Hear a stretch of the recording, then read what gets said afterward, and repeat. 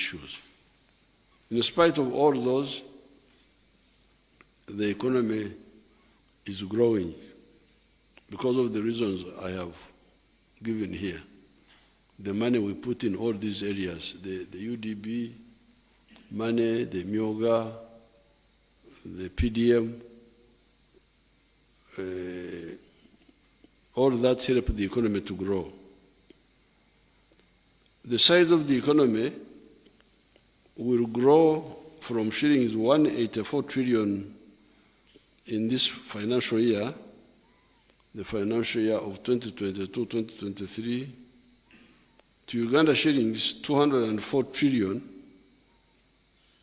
which will be $55 billion by the end of this financial year, 2023, 2024, and then leap to Uganda shillings 225 trillion in the next financial year of 2024-2025, which would be equivalent to 60 United States dollars, 60 billion. This growth will be driven by higher output in the services, industry, and agriculture sectors of the economy. The recovery in aggregate demand as inflation slows down, the continued implementation of the partial development model, expediting investments in oil and gas, continued recovery in tourism, growth in regional trade, including in the EAC, COMESA, and globally, all these will contribute to the surge forward of the economy. Other growth initiatives will include the government's consistent investments in the establishment and operationalization of industrial parks, then infrastructure development, including expanding and maintenance of roads, bridges, the railway, investments in research and innovation, and affordable electricity. The implementation of the intervention to accelerate economic growth through productivity improvements and value addition to our abundant raw materials is in the anchor sectors of the agro-industrialization, oil and gas, mineral development, tourism, and knowledge economy development will shift the economic growth path to a level of 8% per annum on average over the medium term. Here is the point is that the economy for the last 37 years has been growing at a rate of 6.2% per annum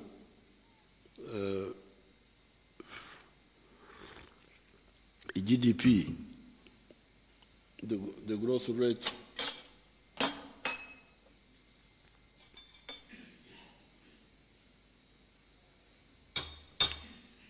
and this has been mainly in quantitative growth. Grow more coffee, grow more tea, have more cotton. That's why the economy has been growing well, 6.2%. But now, what we are talking about is qualitative. It's not just the raw materials, now adding value to the raw materials. If you transform all the cotton into textiles, then you add value to the coffee, and that's why I want to warn those people who have been campaigning our coffee value addition efforts. I need to warn them. They must stop. We know who they are and who are behind them. They want us to continue exporting raw materials. They want us to continue exporting unprocessed coffee.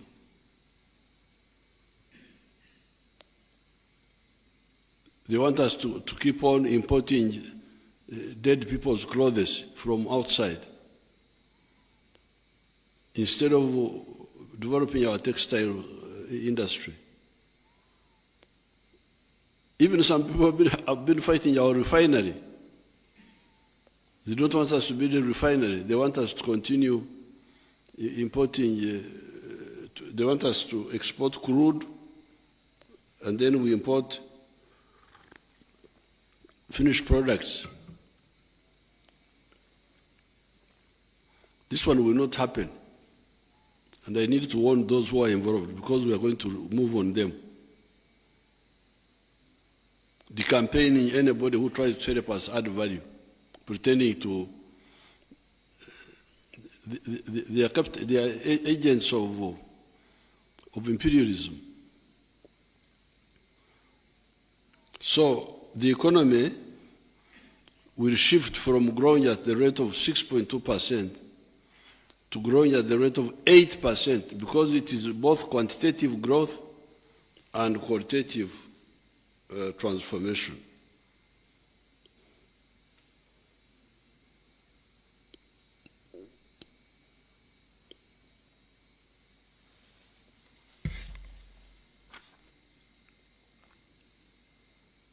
Let me repeat that section. The implementation of the interventions to accelerate economic growth through productivity improvements and value addition to our abundant raw materials in the anchor sectors of agro-industrialization, oil and gas, mineral development, tourism, and knowledge economy development will shift the economic growth path to a level of 8% per annum on average over the medium term. This is what I was explaining. Not just growing more coffee, growing more, having more cows. No. It is because those are all raw materials. If I export unprocessed coffee, I get $2.5 for the very good coffee per kilo, what they call screen 18. But if I add value to that kilo, I get $40. This is what these people don't want us to do. They want us to continue exporting unprocessed coffee to be roasted in Italy, in I don't know where. Those people get all the money, get all the jobs, and for us we continue getting this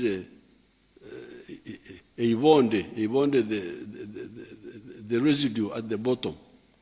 This is not acceptable. And the agents are very active, agents of the imperialists. Mao Zedong called them comprador bourgeoisie, agent bourgeoisie.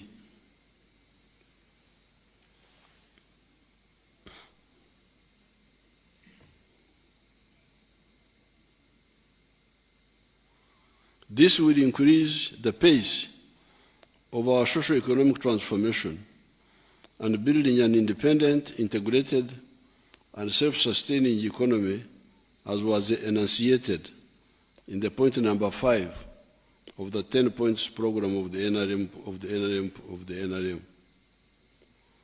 The general increase in the prices of goods and services in the country, called inflation, slowed down from a peak of 10.7% in October 2022 to 2.6% in November 2023. This is expected to remain within the policy target of 5% over the medium term, supported by increased agricultural production, the increase in the supply of locally manufactured goods, increased exports, which increased the supply of foreign currency in the economy, increased efficiency in economic activities due to increasing integration of new technologies, including ICT capabilities in our manufacturing and other businesses.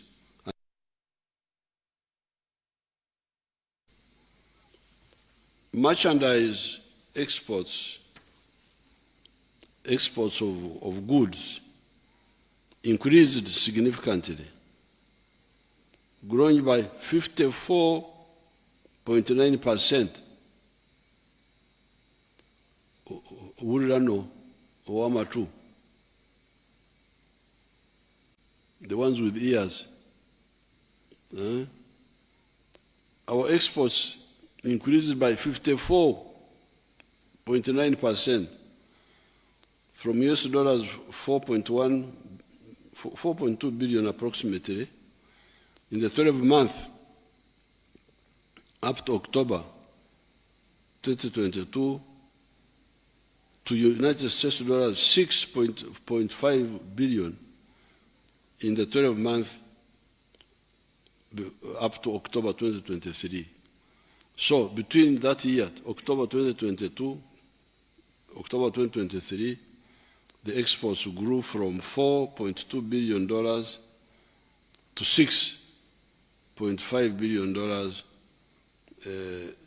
a leap of 54.9%, largely driven by gold, coffee, and maize exports. Imports grew by 26%, 26.2%, much slower than the growth in exports. Although our imports increased, but for them they increased at 26%. But the exports increased by 54% in the same period. Much slower than the growth in exports, resulting in the narrowing of the trade deficit by 11.2% in the same period. Because we still have a deficit globally, more import spending than export earning. We still earn less for exports than we spend on imports. But the gap has narrowed. The imports grew by 26%, but the exports grew by 54%. And this is just still mainly raw materials. If we start exporting finished goods now, this will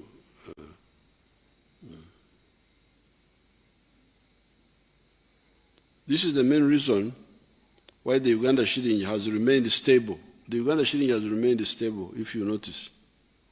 It has remained stable, together with the strong foreign direct investment inflows and the remittances of Ugandans working outside the country. This shows that Uganda's economy remains attractive to investment, and it remains a profitable investment destination. Imports increased to US dollars 9 billion in the 12 months to October 2023 compared to 7.4 billion in the same period a year ago. That's what we were talking about. The imports also grew, but they grew less than the exports grew. The increase in imports is largely in the oil and gas sector, mineral exploration and development, vehicles and accessories. We are buying this machinery for the oil. We are acquiring that capacity to dig the oil out. Export receipts are expected to increase even further as Uganda accelerates the production of light manufactured goods and mid or high-tech industrial products through value addition, especially to the abundant mineral reserves the country has. To accelerate the process of value addition, the government is reducing further the cost of electricity for manufacturers, improving transport infrastructure, including roads and railways, eliminating bureaucracy in the government, especially in procurement, in order to attract new investments and technology transfer, making available affordable capital, and intensifying the fight against corruption through accelerating automation of government processes, frequent audits of government interventions, and rationalization of government institutions and departments. The fight against corruption is not as difficult as people think. You will see in the coming days how we are going to cause a lot of casualties.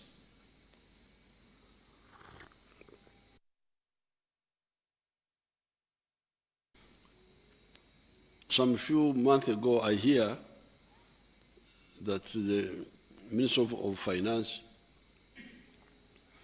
created a group to audit the employees, find out whether there are ghost employees. And within a short time, they have found a big number. Auditor General, I think the finance told Auditor General. Now, Auditor General, instead of giving the report to finance, went to Parliament. Now, this is not a political matter. So I'm going to write to CID to go for these people. Because this is not political. Committee of Parliament. Committee of Parliament is not CID.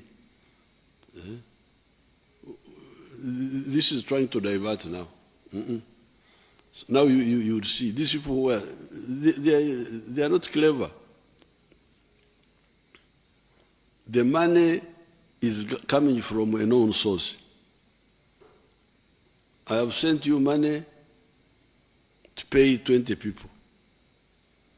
Each one is being paid so much. You go and you pay 25. You create artificial people. It's very easy to find out these artificial people. It's a matter of time. Therefore, fighting this corruption is not as difficult as people think. You report these corrupt people. You will see what will happen. They will give up.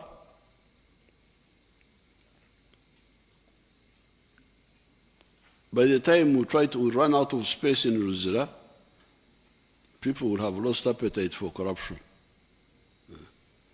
You keep tuned on this channel.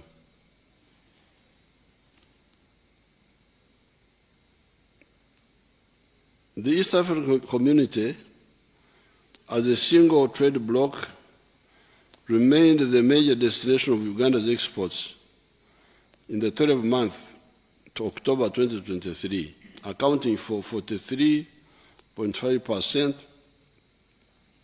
of total exports, followed by the Middle East, 18.1%, and Asia, 17.6%.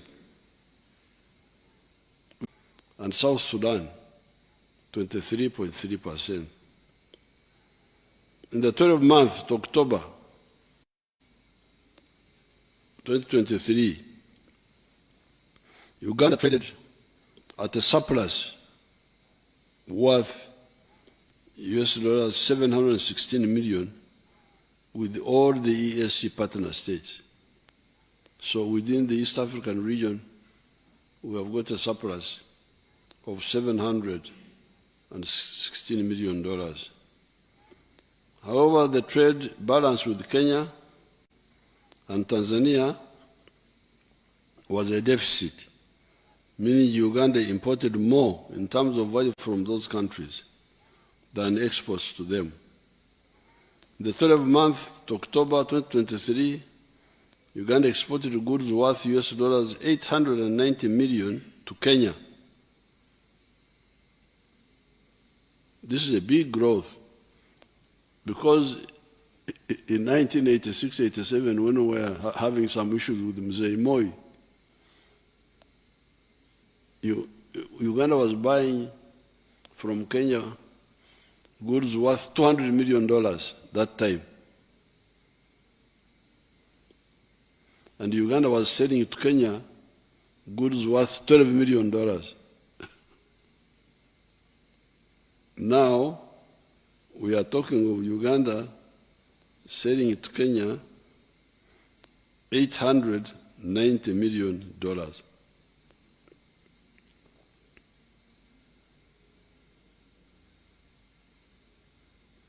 Then to DRC, we exported value 696 million and 659 million South Sudan.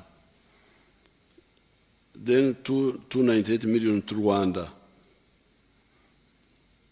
Then to Tanzania, 213 million and 72 million to Burundi. In total, our exports to the EAC were worth US dollars 2.8 billion out of the total export of 6.5 billion to all our trading partners. However, this is a very tiny fraction of our exports compared to the global exports. These exports, when you put them global, our percentage share is 0. I don't know whether you can write this, whether it will 0.003. It is not even 0.01. No. Walanyo. So, to accelerate our prosperity, we must significantly increase the volume and value of our exports to the global market. Through increased trade, our goal of transitioning from poverty to prosperity will be achieved much faster. In the same period, Uganda recorded a trade surplus with the European Union and COMESA of US dollars 113 million and US dollars 968 million. So, with the European Union, we exported more to them than they exported to us. And we had a surplus of 113 million with them. With COMESA, we're exporting to them more than we are buying from them. COMESA is the other bigger body. And the surplus is 967 million, respectively. Our exports to COMESA were worth 2.3 billion, to make the Chivaro simpler. And to the Middle East, it was 1.2 billion. And Asia, 1.14 billion. And the European Union, 860 million. Trade deficits were recorded with Asia and the Middle East of 2.8 billion and 400 million respectively during the same period. So to the Middle East and Asia, they are still exporting more to us than we're exporting to them. But this will change because I know why. Government will soon finalize the strategy to expand Uganda's GDP 10 times. That's what I have told the finance people and the cabinet. The GDP of Uganda must be expanded 10 times from the current 50 billion financial year 2023-2024 to US dollars 500 billion within a decade, starting with the financial year 2024-2025, driven by the value addition and access to export markets Countries that have exponentially grown their GDP to around $5 billion from a base like Uganda have demonstrated that the primary drivers of the accelerated growth were: one, access to global markets with higher rates of growth of manufactured exports, and their share of world exports of manufactured goods leaping from 9% in 1965 to 21% in 1990. So this was one of the reasons. There are countries which were like us some 40 or 50 years ago, who are now where we want to go, $500 billion. I will mention them later. The reason they did that, first of all, was to being able to export to Abagaga. Abagaga, when you sell to the rich, it is, you grow more. Because they buy. Abavu bagula katono. So when you are still producing only for the abavu, then you have, like for instance, me, a milk producer, the Ugandans are not buying enough of my milk because they still don't have money in their pocket. According to science, somebody should drink 210 liters of milk per year to keep the teeth in your mouth, make sure that the bones don't break. You need 210 liters of milk per year. But Ugandans, when we started, were drinking only 18 liters per person per year. Katibasi Mvudeko, they have now improved a bit. They are at 60 liters. Now, if Ugandans were drinking 210 liters, this business of saying that we have got too much milk, we need to export it, will not arise. We would actually be having a shortage. So the producing products for export to Abagaga, rich people, Jalonyo, is one stimulus for growth. Increased productivity across the strategic sectors. Specialization through skilled human capital that supported research and development, which helped to achieve competitive advantages. Okuteka science, of course, the science. Because what we are doing, what has been doing now is imwanyi, coffee, and suju, pumpkins. They don't need much science. Even my people in Ntungamo are growing. And the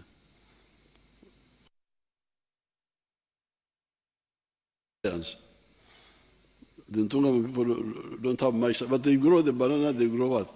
So, okay, those help us. But we also need higher value products of science. They will earn us more. Even from those raw materials. Like from milk now, there is a protein called casein, which we are selling to all over the place. So science adds more value. Prudent economic policies that harness the comparative advantages, peace and security that supported political stability, among others. These countries, which were like us about 50, 60 years ago, are South Korea, 46 years of growth at an average growth rate of 13%, grew from 38 billion in 1977 to US dollars 1,665 billion in 2023. South Korea in 1977,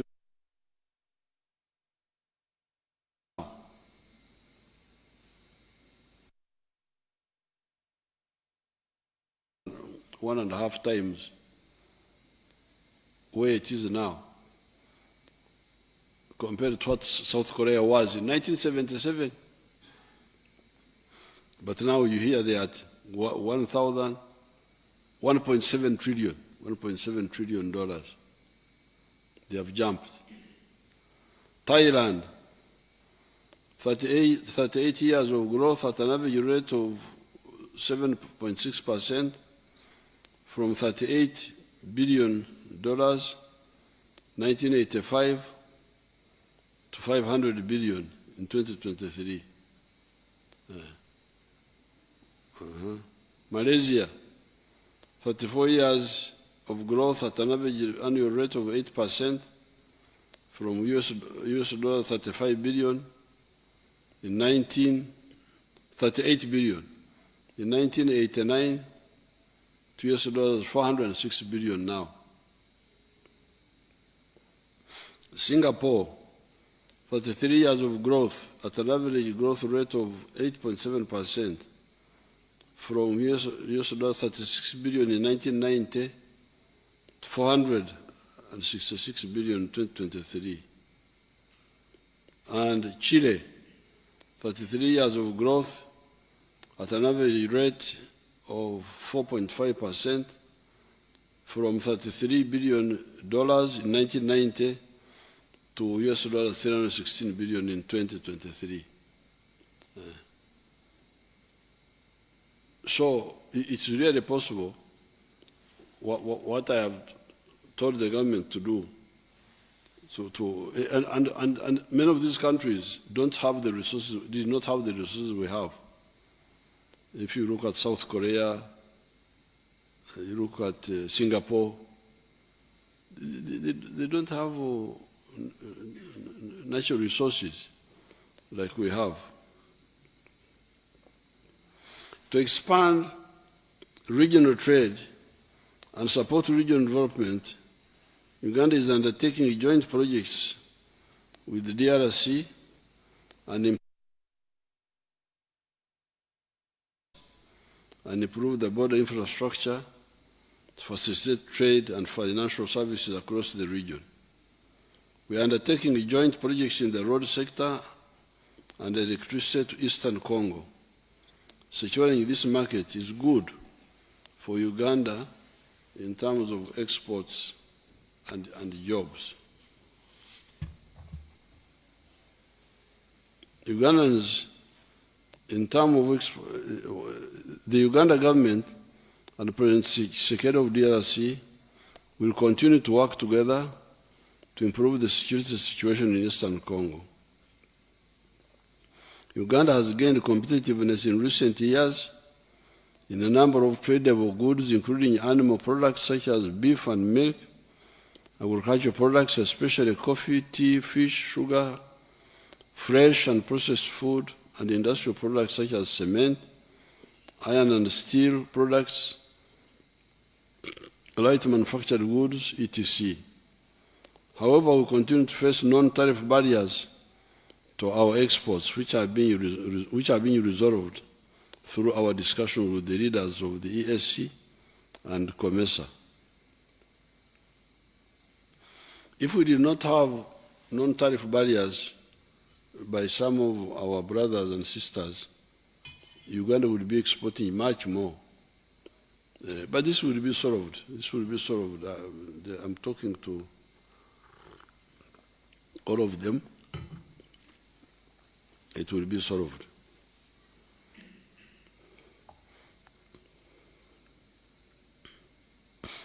Tourism inflows remained resilient, recording an increase of 9% from US dollars 978 million in financial year 2021-2022. This was the year of Corona. Our earnings in tourism went down to $978 million from more than 1 billion.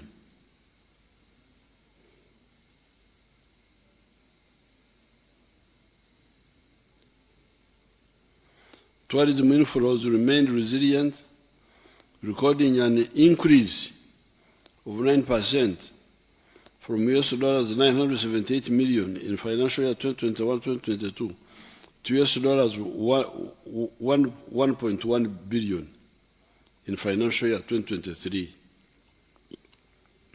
This growth is partly attributed to increased confidence of travelers as the world recovers from COVID-19 global shock, the good natural attractions that Uganda has, and peace and security. Although this is a remarkable performance, the government is putting in place intervention to increase tourism receipts to US dollars 5 billion per annum by 2028.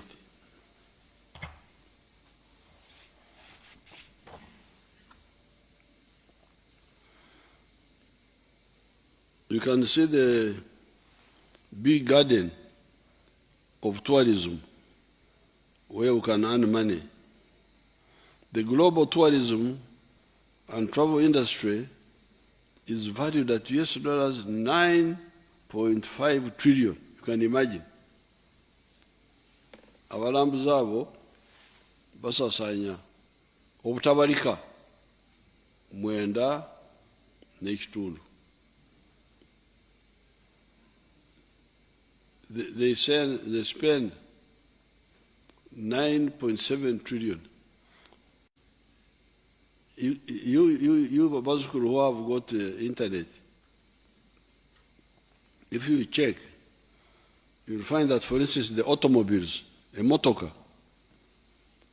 I think their global values are like 1 trillion something. Yeah. A motorcar. But tourism here, you can compare a motorcar, what is the global, you have the internet, because somebody is walking on the road, is looking at the phone. Eh? With the Banyankuru, you go looking up, you don't go looking down. But since you go with those phones, you check what is the global business of automobiles, vehicles, for instance. How about pharmaceuticals? You can check item by item. But you hear now tourism, 9.5 trillion. And Uganda has got a lot of tourism potential. In 2019, foreign visitors to Uganda spent over Uganda shilling is 4.6 trillion on tourism services, while domestic tourists spent about US dollars 3 trillion, according to the Uganda Bureau of Statistics. In total, this is equivalent to about US dollars 2 billion, which is equivalent to 0.02% of the global industry value.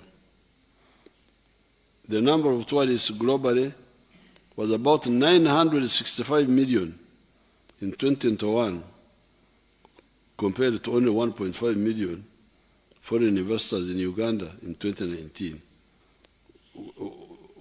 Kubumbi, Bukade, Wawalambuzi, Rwanda, Kagumubutano, Fetulembe Kako, Akakade Kamu Nekitundu. That's not, we need to capture more tourists.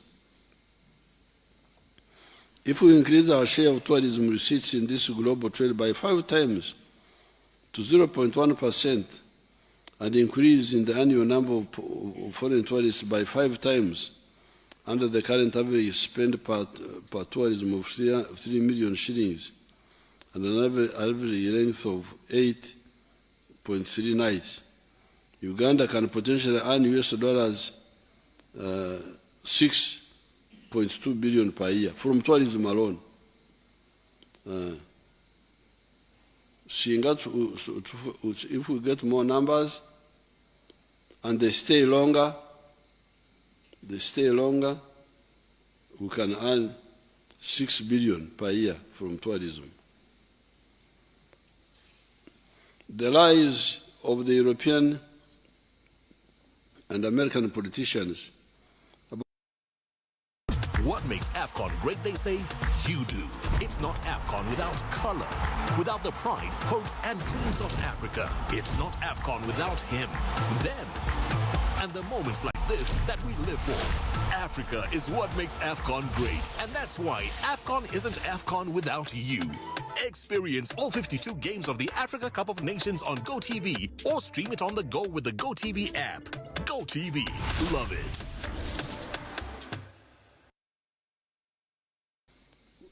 When they were going somewhere, me, I was not yet following what they were doing, but what excited me was the ADF trying to go and blow them up. Why do you want to blow up these sinners? God will take care of them. So I had to go full swing to defend the sinners, Munangi. Nemba zingira wanawo ejinja abasirikale bibali bakola na sibimanyi, but my job was whether sinner or holy person, they should not die from bombs of ADF. So then these people, the foreigners, started giving what they call advisories to their people. Don't go to Uganda. Oh, you man, why don't you just talk about your country? Huh? The Wanyankole say Chehuruza aterwe mpimbi. If a man is fighting with his wife in the neighboring house, then you go there. You hear, you people, they can hit you with the mpimbi in their house. Why do you mind with the neighbors' houses? Hmm?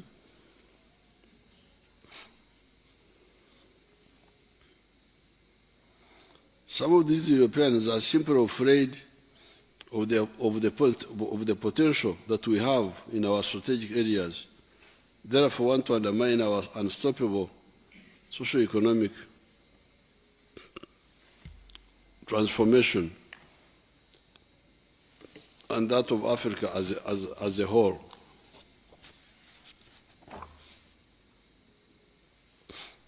Other measures to boost tourism receipts include activation of passage and cargo services at Kabarega International capacity and sanitation and competitive pricing. Our mahoteli muleme kubera n'omululu okusera the people who come to your hotel to ask too much. Even if you take small, take small.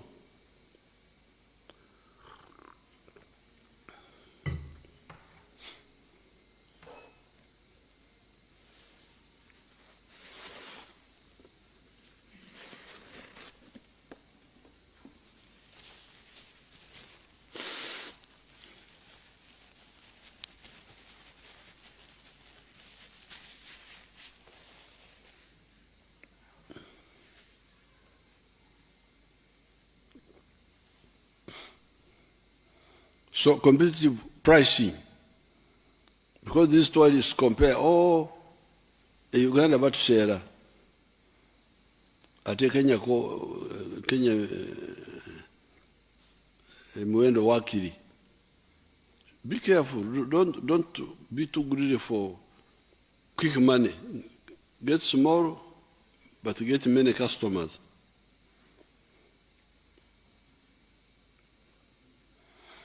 Professionalization and diversification of meetings, incentives, conferences and events. Rapid increase in number of multilingual tour guides, including Swahili and Chinese languages, and expanded use of destination marketing agents. So you need to train more people who speak Chinese, who speak other languages. Like recently in this conference, I saw the vice president from Vietnam.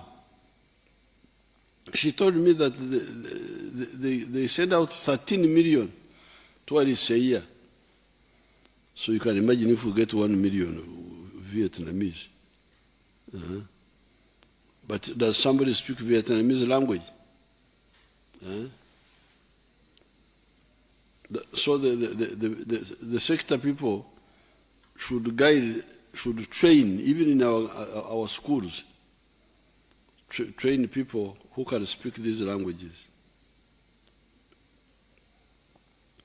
Remittances of Ugandans working outside the country increased to $1.4 billion in financial year 2023, higher than $1.1 billion in 2021-2022.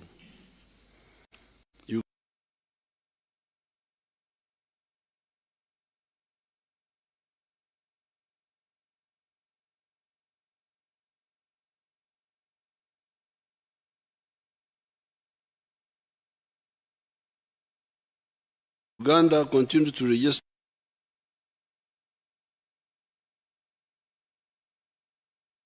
growth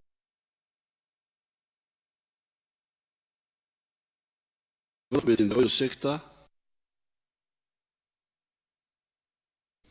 FDI inflows rose from $1.6 billion financial year 2022 to $2.8 billion in financial year 2022-2023. Formal employment has recovered from the adverse effects of the COVID-19 pandemic. The pay-as-you-earn register, kata omanyi otya nti emirimu gyeyongedde. How do you know that jobs have increased? Mbategera ewa pay as you earn, because there you can't go wrong. Buli mukozi akola who is getting a salary above a certain level pays income tax, which is pay as you earn, and that one can help us to know which numbers.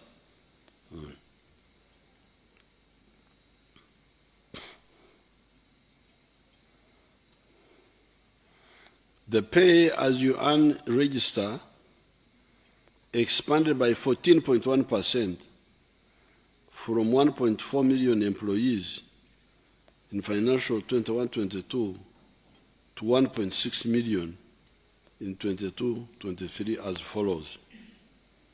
Uganda Development Bank loans to projects created 41,000 jobs, up from 24,000 jobs in 1920. Free Zones Authority created 9,000 jobs. PDM, 1.6 million members from 148,000 enterprise groups have so far benefited from the national rollout of the PDM. 1.6 million people have received the PDM money.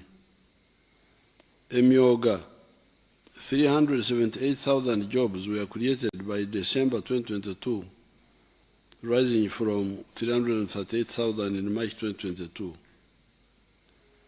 Kigezi, Acholi, and Lango sub-regions registered the highest number of jobs created, while the central Uganda recorded the lowest number of direct jobs created. In Uganda, the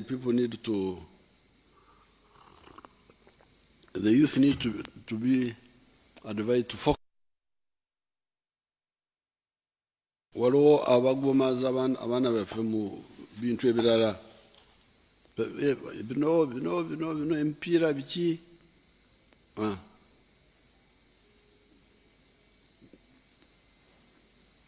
You may find people in the other area, in the other young people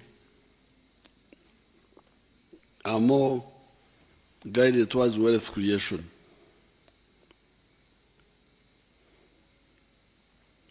Furthermore, the number of working Ugandans subscribing to at least one pension scheme increased by 2.2% from 2.9 million in 2021 to 3 million in 2022. The ones of NSSF, manyirayo abantu bameka abali mu mirimo gino gy'emisaala.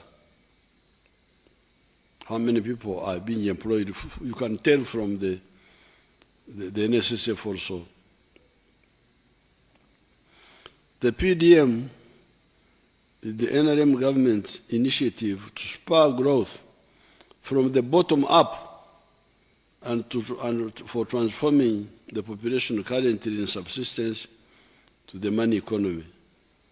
The PDM is a pillar of number 5 of the NRM 10 points program to build an independent, integrated, and self-sustaining economy. To date, government has invested shillings 2.23 trillion in the financial inclusion pillar of this model, targeting all the 10,459 parishes across the country for job creation and increasing household incomes. Shillings 1 trillion has been successfully disbursed to 1 million households in 10,455 parishes out of the 10,585 circles across the country. The balance will soon be disbursed when the remaining beneficiaries meet the conditions successfully, is working successfully. Government is working to improve the PDM by improving the monitoring, operationalization of the other 6 pillars of PDM beyond the financial inclusion pillar. The streamlining all government program interventions and service delivery at the parish to ensure the realization of PDM. We are not going to relax on the PDM approach because it is really correct. Because there is no way you can say there is anything wrong with that approach. 100 million shillings per parish of Ugandans have been borrowing money from money lenders who are charging them 3% per month,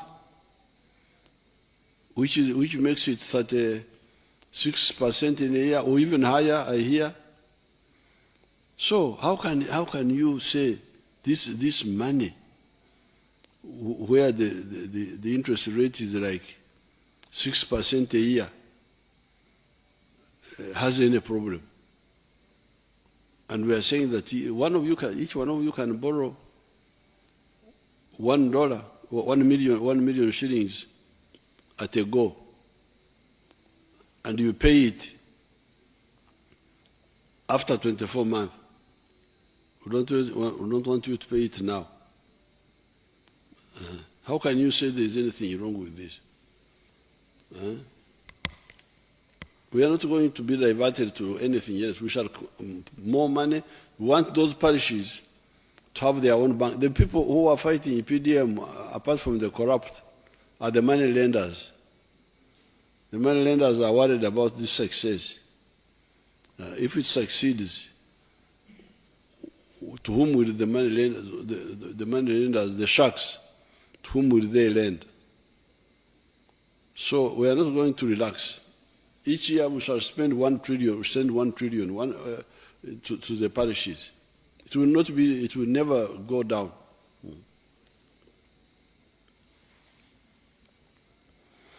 The commercial production of oil and gas will provide revenues to support the productivity enhancement in the economy through economic activities such as oil refineries, petrochemical plants, petroleum product distributors, natural gas distribution companies, and retail outlets. The government is enhancing investments in this area by fast-tracking the construction of the East African crude oil pipeline and the oil refinery. The pipeline will have the capacity to pump up 330,000 barrels of crude per day. So, all these things you are talking about, our oil has not yet come in. Because this oil will be giving the government free money, new money. And that will enable us to do so many other things which we want but cannot manage now. The knowledge economy is the intellectual-based economy for the production of goods and services. This process enables entrepreneurs to innovate better in manufacturing processes and improve the quality of services offered in the economy. Globally, the knowledge economy, which entails research, science, and innovation, is currently a major employer of especially the youth and a major contributor to technological advancement in a number of areas.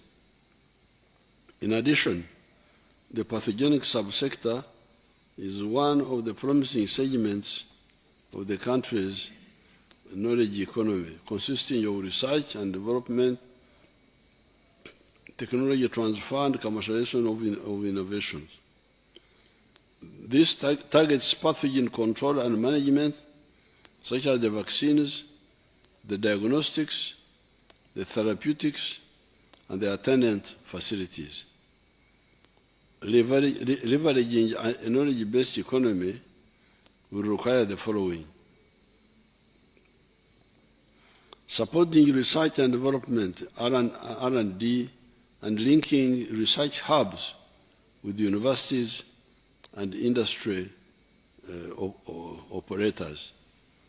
Now, this scientific research is a real gold mine. For instance, our scientists have recently discovered the anti-tick vaccine, where the cow will be vaccinated and the cow will go around killing ticks. So the cow will be a tick killer rather than being a victim of the ticks. Now, this one was developed by your people, your scientists. And this is one group. There's Dr. Kawa, who is also working separately but doing the same. So the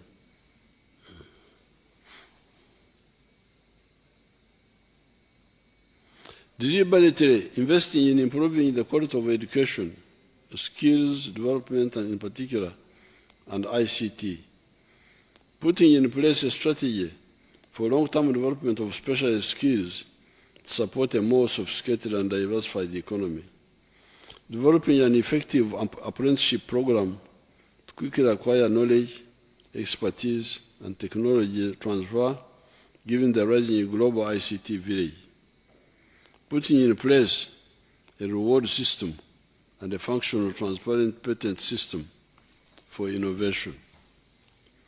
The NRM government will continue with the development of energy infrastructure and complete the ongoing electricity projects to lower the cost of electricity for manufacturers and small-scale businesses, including commissioning of the third turbine of the 600-megawatt Karuma hydropower project, addressing the gaps to fully operationalize Isimba power plant, and completing Nyagak in West Nile and Orio mini hydropower stations power plants. To facilitate power evacuation, the completion of the Mirama-Kabale 132 kV line, Kampala Metropolitan Transmission System Improvement Project, and the Masaka-Mbarara transmission line will be expedited. Activities for the development of nuclear energy to diversify our energy sources will also continue, starting with Buyende in Busoga. Nuclear energy is expected to add another 2,000 megawatts to the national grid by 2036. However, by 240, we must ensure the generation of 52,000 megawatts from all sources. Government has supported the development of industrial parks. 7 are currently operational, and they include Namanve, Jinja, Bweyogerere, Soroti, Mbale, Kasese, and Ruzira. In addition, there are 3 industrial parks developed under the public-private partnership arrangement at Kapeka, Mukono, and Wiyukwe. Uganda Investment Authority has acquired an additional 12 square miles for industrial development provided by the various local governments across the 18 zones in the country. Investing in the people of Uganda, which includes health and education, will continue to be given priority, including addressing the poor governance and the wastage of public resources in these areas. Whereas the outcomes have improved, we have not yet achieved desirable levels, especially in the critical areas of education and health. Security infrastructure and interventions to maintain peace and security of the people of Uganda, investors, and our visitors is guaranteed. These included strengthening the capacity of the security agencies to address emerging security threats, addressing discipline issues of security personnel in the Uganda People's Defense Forces, Uganda Police, and Uganda prisons, enhancing the security infrastructure to detect crime before it happens, and addressing the welfare of personnel in the security forces. This includes the security interventions and achievements under the anti-livestock theft and disarmament operations in Karamoja and Operation Shujaa in DRC. The security infrastructure we have built will eliminate the very few remaining loopholes where ADF terrorists are exploiting to carry out cowardly attacks on civilians. As we commemorate the 38th anniversary of NRM victory, I want to assure everybody, including our visitors and investors, that Uganda will remain a peaceful, secure, and prosperous country.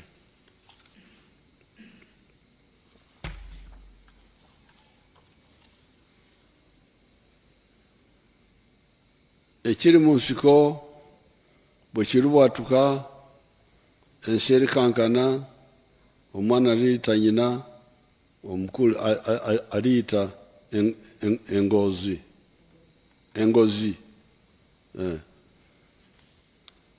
That was one of our songs in the bush that has always been the potential of NRM. When we were a students' movement a liberation movement, and while in government. This saying says that what is hidden also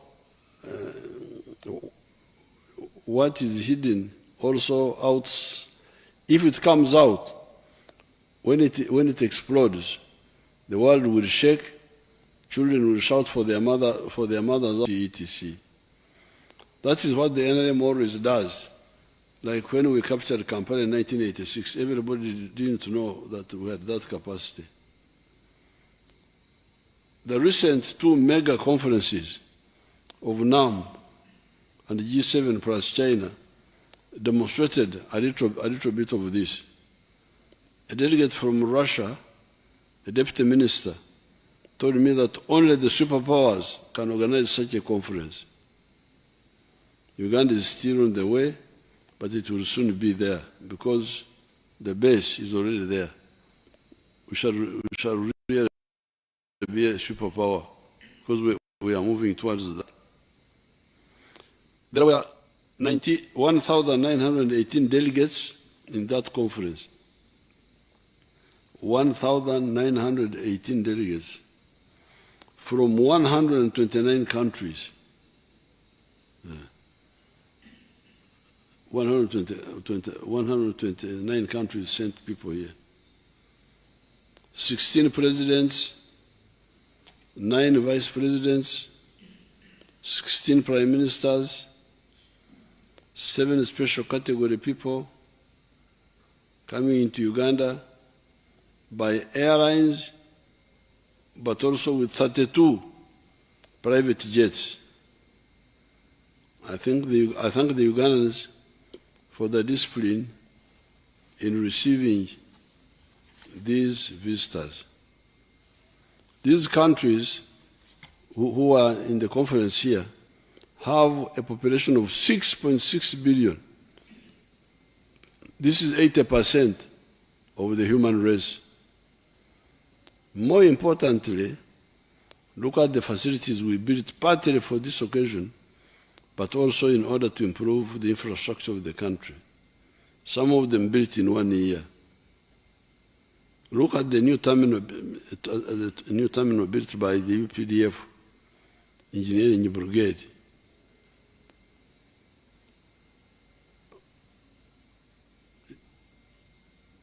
You can imagine that terminal was built by the UPDF Engineering. Look at the conference center built by Sudi's company using government money. You show us Sudi's, the conference center.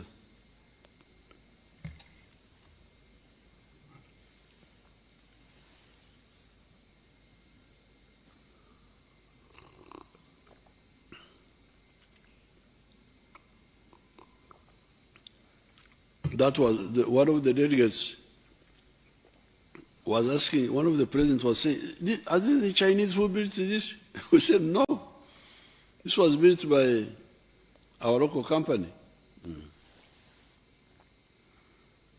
And that terminal, which the engineers brigade built, is there is nothing we cannot do. It is just a question of prioritization. Some people always talk about the potholes of Kampala. They should also talk about the good upcountry roads from Kisoro to Nimule, from Busia to Busunga in Bundubujo. Those roads are there to the hinterland of the country, to the upcountry districts. Without corruption, we have the capacity to do everything. I've already instructed the engineering brigade to start preparing to build the standard gauge railway instead of only waiting for outsiders. Peaceful celebrations. Thank you very much.